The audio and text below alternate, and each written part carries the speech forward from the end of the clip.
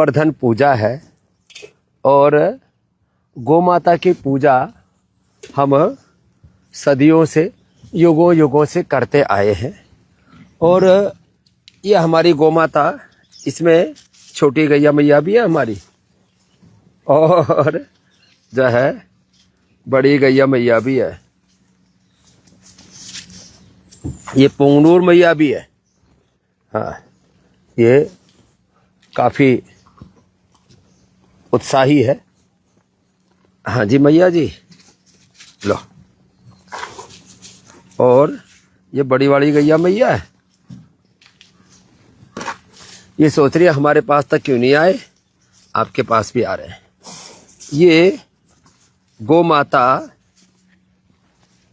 जो सर्वदेवमयी है, ये योगेश्वरी है, यज्ञेश्वरी है, सर्ववेदमयी है और सर्वतीर्थमयी है। ये छोटे बाबू हमारे बहुत प्यारे हैं और छोटी गैया मैया हमारी ये बड़ी गैया मैया, और इनको लग रहा है हमें हमारा सबसे ज्यादा अधिकार है। ठीक है, आपका सबसे ज्यादा अधिकार है। निविष्टम गोकुलम यत्र श्वासम मुंचति निर्भयम विराजयति तम देशम पापम चास्य अपकर्षति। जहां गौ माता का वास है वहां पर कोई पाप, कोई अशुभ रह ही नहीं सकता। निविष्टम गोकुलम यत्र श्वासम मुंचति निर्भयम। जहां गोमाता निश्वास लेती है, जहां गोमाता का वास होता है, वहां से सारे पाप का, अधर्म का, अशुभ का, सारी नकारात्मक ऊर्जाओं का निराकरण हो जाता है। हाँ, विराजयति तम देशम पापम चास्य अपकर्षति। ऐसी गौ माता सारे देवी देवता, ऋषि मुनि, सिद्ध योगी सब ने गौ माता से ही शक्ति पाई। और आज हम गौ माता का पूजन करते हुए और गौ माता की आरती करते हुए, हाँ, और मैया लो पानी भी पी लो।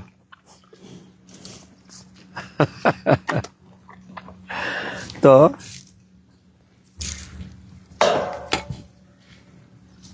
ये इसलिए हमने थोड़ी सी बात बताई कि एक तो देखो आज हम जो कुछ है गौ माता के आशीर्वाद से। दो बातें बड़ी बताना चाहता हूं। हमने बचपन में गौ माता का गोबर उठाया अपने हाथों से, आज इतनी बड़ी सेवा का भार उठाने में समर्थ हो पाए। इतना आशीर्वाद मिला गाय के माध्यम से, सारे देवी देवता, ऋषि मुनि, भगवान और भगवती का, माँ भगवती का हमें आशीर्वाद मिला। और ये योग की, आयुर्वेद की, स्वदेशी की इतनी बड़ी सेवा, शिक्षा की गुलामी, चिकित्सा की गुलामी, आर्थिक गुलामी, वैचारिक सांस्कृतिक गुलामी, ग्लानि कुंठाओं से, रोग और नशा आदि से इस भारत माता को मुक्त बना करके हम आगे बढ़ाने की दिशा में बढ़ रहे हैं। तो इसकी मूल शक्ति हमें गौ माता से मिली। अब इसमें एक दो बातें और जोड़ देता हूं, जरा सुनिए। आज हमारे जो निरोगी देह है, तो सुबह उठ के हम आंवला, एलोवेरा, गिलोय, गोधन अर्क तो पीते ही है। ज्यादा नहीं तो बस इतना तो जरूर कर लिया करो, 1-2 चम्मच ये गोधन अर्क। और इसमें फिर ये थोड़ा सा हनी मिला दिया करो। जिनकी पित्त की प्रकृति हमारी तरह से, उनके लिए ये अच्छा है। थोड़े से गुनगुने पानी में, इधर ये गुनगुना पानी रखा हमारे पास, ये तो तेज गर्म पानी है ये। हाँ, और इसमें जब आप ये गोमूत्र मिला लेते हैं ना, तो फिर इसको पी लीजिए।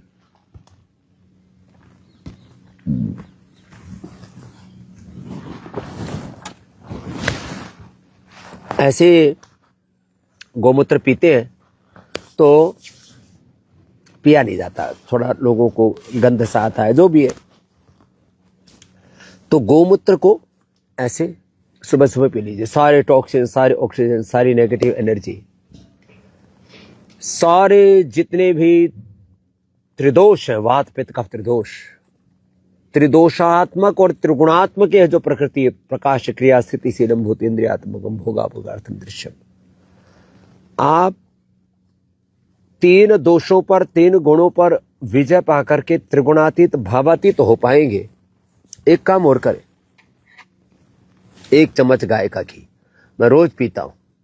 अब इसमें क्या करना है, जब सर्दियां आती है तो थोड़ा घी ऐसे जम जाता है। पतंजलि का घी तो वैसे वैसे दानेदार होता है ये, और मतलब इसमें वैसे दानेदार घी को खाने का भी एक अलग ही आनंद है। अब देखो, कुछ सोचते होंगे कि भाई दानेदार घी है तो इसको कैसे खाएं, तो दानेदार घी को खाना है ना, तो ये अब इसको थोड़ा मुंह में रखना पड़ेगा, ऐसे मुंह में रखा,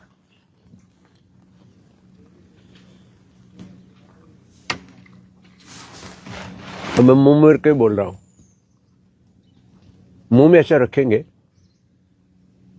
लगभग आधा मिनट में पूरा घी घुल जाएगा।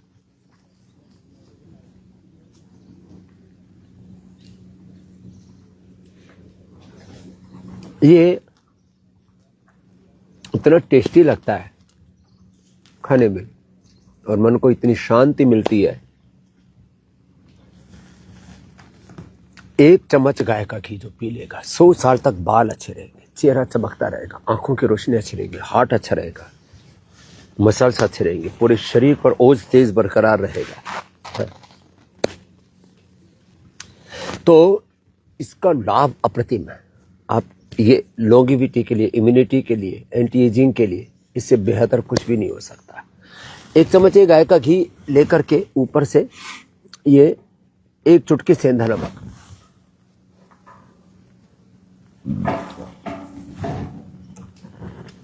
ऊपर से तेज गर्म पानी है, तेज गर्म पानी ऐसे पी लेना। मैं तो 2 ही बातें कह रहा हूं। ये गाय का घी सुबह उठते ही ये ले लेना, गोधन अर्क, और इसके साथ आंवला, एलोवेरा, गिलोय और ले लो और अच्छा है। फिर शौचादि से निवृत्त होकर के गोघृत पान कर लेना। इतना कर लेंगे, शरीर का, इंद्रियों का, मन का, चित्त का, चेतना का, आत्मा का शुद्धिकरण गोधन अर्क से और गोघृत से तो पूरे शरीर में ऊर्जा, शक्ति, ओज, तेज आ जाएगा। इससे अच्छा एंटी एजिंग, इससे अच्छा लॉन्गेविटी के लिए, इससे अच्छा पावर के लिए, स्ट्रेंथ के लिए। पावर के लिए लोग न जाने क्या क्या चीजें खाते हैं, लॉन्गेविटी के लिए, इम्यूनिटी के लिए, एंटी एजिंग के लिए। अरे इसको, ये तो खाने की बात की, इसकी मसाज करते हैं ना ऐसे। लो, ये गाय का घी ऐसे लिया और इसको ऐसे लगा दो, देखो कैसे चमकता है, ऐसे ऐसे ऐसे चमकता है। चेहरे पर लगा दो, चेहरा चमकता है। चेहरे पर ऐसे ऐसे लिया, थोड़ा सा ऐसे किया, गर्म कर दिया और फिर ऐसे लगा दिया। तो चेहरे के लिए, शरीर के लिए, पूरे शरीर पर लगा दिया करो। और फिर उसके बाद दौड़ लगाओ, योगाभ्यास करो। सारा देश गोधन अर्क पीना शुरू कर दे। किसी का बीपी नहीं बढ़ेगा, शुगर की प्रॉब्लम नहीं होगी, वात पित्त कफ त्रिदोष की प्रॉब्लम नहीं होगी, लीवर, किडनी की, स्किन की प्रॉब्लम, कैंसर जैसे, और फिर एसएलएमएस, ऑटोइम्यून डिजीज, एमएनडी जैसे, पार्किंसंस, अल्जाइमर, डिमेंशिया जैसे रोग नहीं होंगे। गोधन अर्क पीना शुरू कर दे, पूरा शरीर शुद्ध हो जाए। और गोघृत पान करना शुरू कर दे, पूरे शरीर में अपरिमित बल आएगा। तो ये 2 ही काम करना शुरू कर दे, गोमाता भी बच जाएगी और गोमाता के हत्या के कलंक से भारत माता मुक्त हो जाएगी। बस इतना तो करना शुरू कर दो। गोधन अर्क पी लो, गाय का घी पी लो। अपने घर के फ्लोर को भी साफ करना है तो गोनाइल का प्रयोग करना शुरू कर दो। हमने तो जो हमारी गौशाला है उससे करीब हम हर साल 100 करोड़ रुपए का टर्नओवर करते। गाय दरिद्रता का प्रतीक नहीं, गाय तो समृद्धि का पर्याय है। ये समृद्धि का, समाधि का, और केवल भौतिक नहीं, भौतिक समृद्धि के साथ जो पारमार्थिक समृद्धि है, समाधि है, दैवी संपद है, उससे भी गौ माता हमको युक्त करती है।